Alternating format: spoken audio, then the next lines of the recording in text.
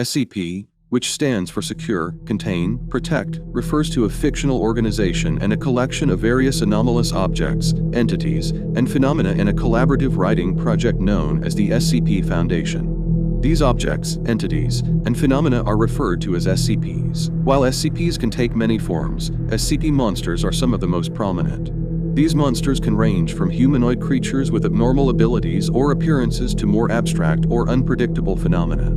Each SCP monster is assigned a unique SCP designation number and is typically contained and studied by the SCP Foundation to prevent harm to the public and better understand their nature. It's important to note that all SCP entries are fictional creations of the SCP Foundation community and do not exist in reality. The number of these organizations is high because they operate covertly and under strict protection in many countries.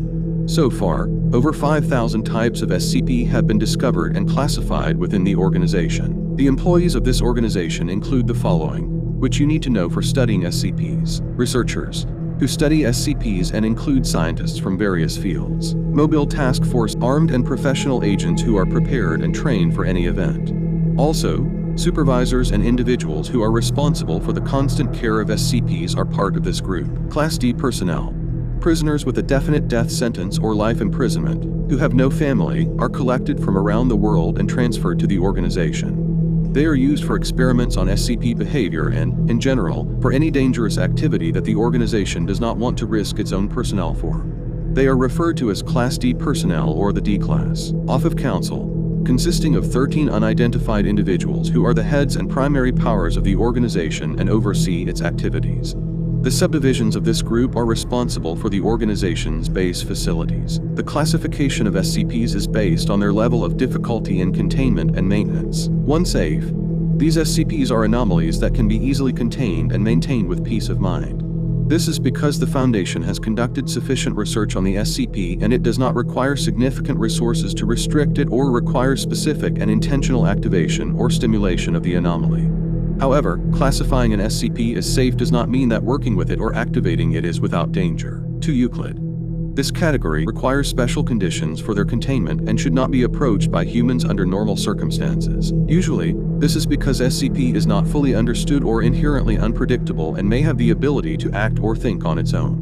Most SCPs are classified as Euclid. 3. Keter.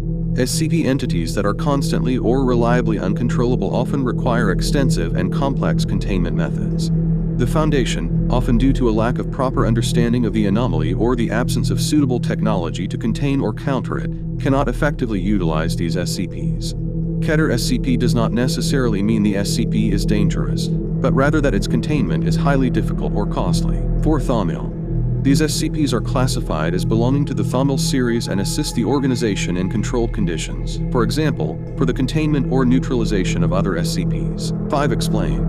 SCPs that have been fully studied and researched and either have an explanation for their anomalous behavior or are considered to be scientifically explainable fall into this category. 6. Neutralized. These are the SCPs that have been intentionally or accidentally killed or rendered useless in cases where the respective SCP is irreversibly uncontrollable and uncontainable, resulting in its eradication. 7. Unknown.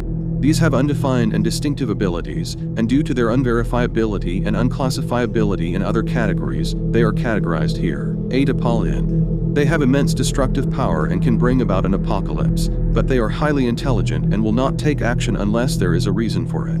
This classification has been removed currently, and no information about it is available. SCP-96 is 238 centimeters tall. Its mouth is 4 times the size of a human's. It looks almost like a human. It is unknown if its eyes are blind or if it can see. It spends most of its days facing walls, never having been seen face to face by anyone. This SCP goes into a state of extreme agitation, covering its face and screaming before moving towards its victim 2 minutes later. SCP-1471. It is a 8 megabyte program that is installed on the phone. If you unintentionally installed this program, I must tell you that this program takes various pictures of you at different times in the day, and later when you look at your photos, you will see this SCP next to you. And those who see this SCP up close suffer from mental attacks and ultimately become mentally disturbed. SCP-106. The text falls into the category. It has no connection with the outside world and only a limited number of people have access to it. The entire area is almost empty. It is kept in a steel enclosure, which is within another enclosure.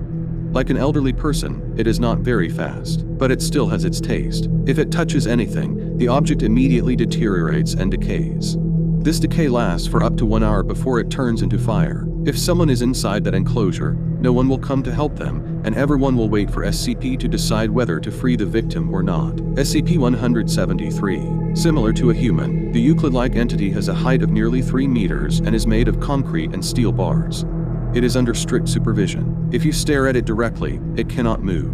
But if you take your eyes off it for even a moment, it will approach and break your neck. There are always 2 or 3 people who keep an eye on it 24/7. It is always kept locked in a container. Some evidence suggests that if nobody is looking at it in the container, sounds like scratching and scraping can be heard from inside. The floor of the container is brown, and it is said to be a mixture of blood and feces. They don't know where this substance came from. The cleaning process of the container is also done in such a way that one person cleans the floor while 2 others watch, making sure it does not move. They coordinate and take turns blinking. SCP-49. It looks like a human wearing a mask, but it's not a mask, it's its own face. It knows various languages and can speak, but it can only eliminate its own victim with poison. SCP-3199. It belongs to the Keter category and is formed from an unknown biological gene. Its DNA is similar to that of a chicken and a chimpanzee.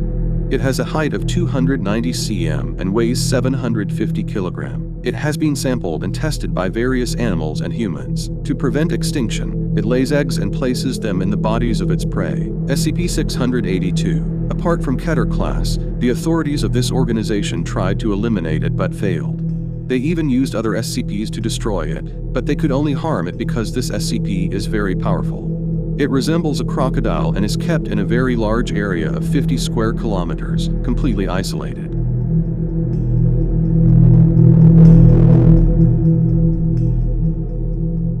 Thank you all for watching this video about the mysterious SCP monster. If you enjoyed this video, make sure to like, comment, and subscribe to our channel for more exciting content on cryptids, urban legends, and all things mysterious. And as always, stay curious and stay safe. Goodbye.